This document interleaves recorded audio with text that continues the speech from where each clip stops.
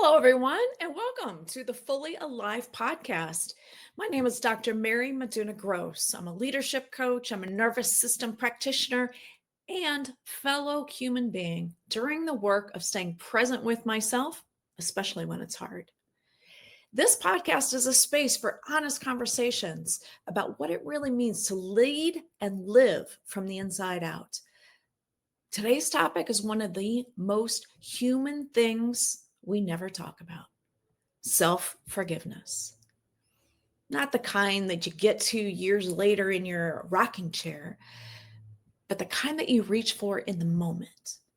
The moment when you've just let yourself down and you're tempted to disappear into shame and self-judgment. Let's get into it.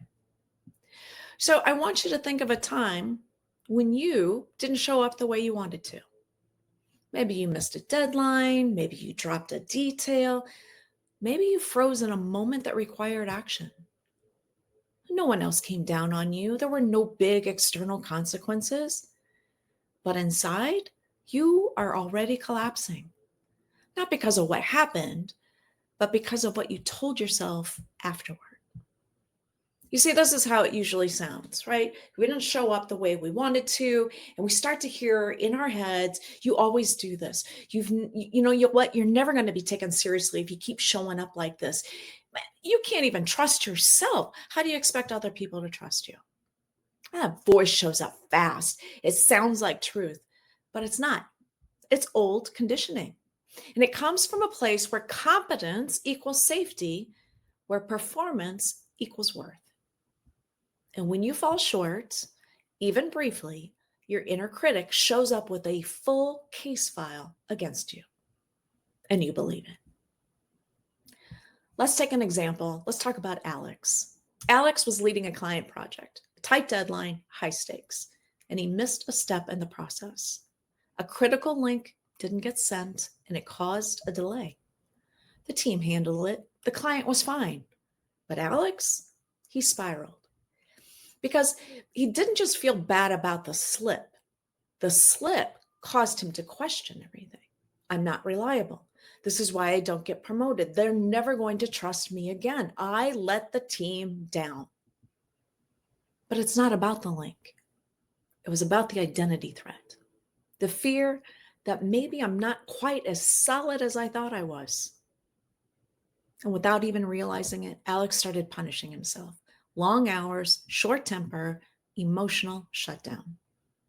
All in the name of being responsible. But this isn't accountability. This is self-abandonment. And this is what happens the moment after we judge ourselves for making a mistake.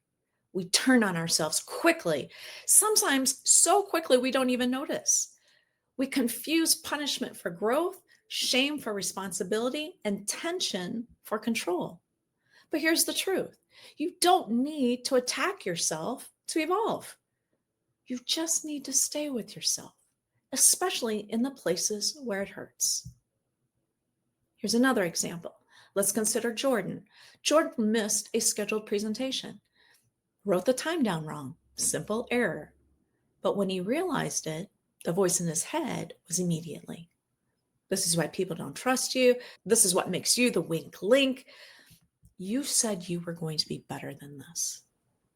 No one else was angry, but Jordan couldn't let it go because the real fear wasn't about the meeting. It was about belonging.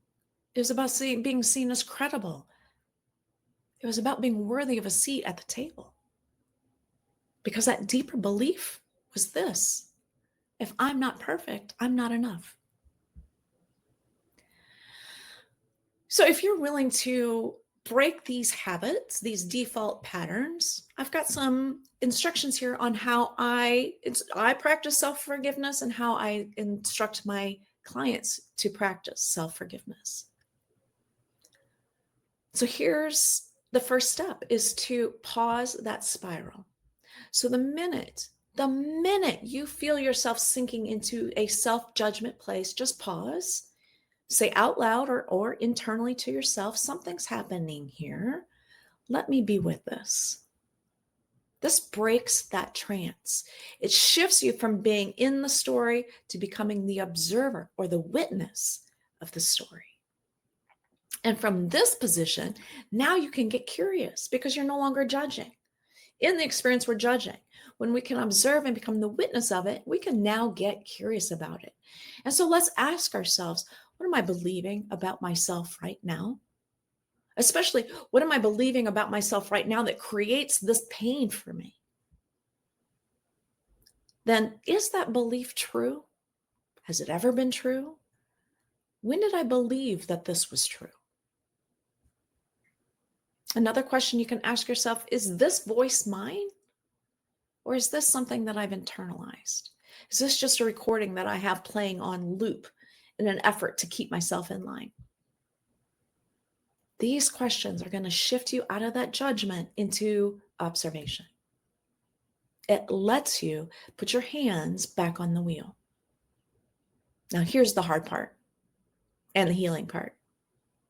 Can you turn toward the part of you that feels ashamed and offer acceptance? Can you love the one in you that thinks they have to suffer in order to improve? Say something like this: I see you. I know you're scared. I know you're trying to be better. And I'm not leaving you, not even here. That is what forgiveness sounds like. It's not letting yourself off the hook, but by staying connected to yourself through the tension. As you can be with these parts of you that hurt, you heal the hurt, you keep the lessons. You keep the lessons that you've learned, but you let go of the hurt. This is how we move into wisdom, so that we can still benefit from what it is that we've learned about ourselves, about what we've learned about how to interact with others. We can take those lessons without the self-judgment, without the shame. So let's practice for a moment. I invite you just to put down whatever you're doing in the moment, unless you're driving. Please don't do that. And even if wherever you are, just take a deep breath in with me and exhale slowly. Just for fun, because it feels so good. Do that one more time. Take a deep breath in and slowly let it go. Now I invite you to place one hand on your heart and one hand on your belly and say, you are still here. You are still worthy. I've got you. And whatever else your heart needs to hear right now, or this part of you that is hurting, what does that part need to hear from you right now? Give that to yourself. This is what it means to stay. This is what it means to lead yourself. If this is all you can do in the moment, that's enough. Maybe you're in a meeting, right? Oh my gosh, I just realized what I did or didn't do. And ooh, that self-judgment is sparking up again. Stop in the moment. You're still here. You're still worthy. I've got you. Because simply doing that will disrupt your default conditioning. Now, I also highly recommend that you make time for yourself to be with this pain, this tension that you're experiencing until it subsides. No stories, no excuses, just being with that part of you that hurts. This is where when you hear so much about silence, this is the beauty of silence. It's just being with that energy, that painful energy. Because the more we're with that energy, the more we create space for that energy to exist, it dissipates. And as that energy dissipates, once again, we move into wisdom. We gain the lessons of learning about ourselves and others, and we let go of the shame and the self-judgment. But if you prefer right now to continue to judge yourself, this can be revealing as well, although it probably won't bring you relief. But maybe this is a perfect place to start.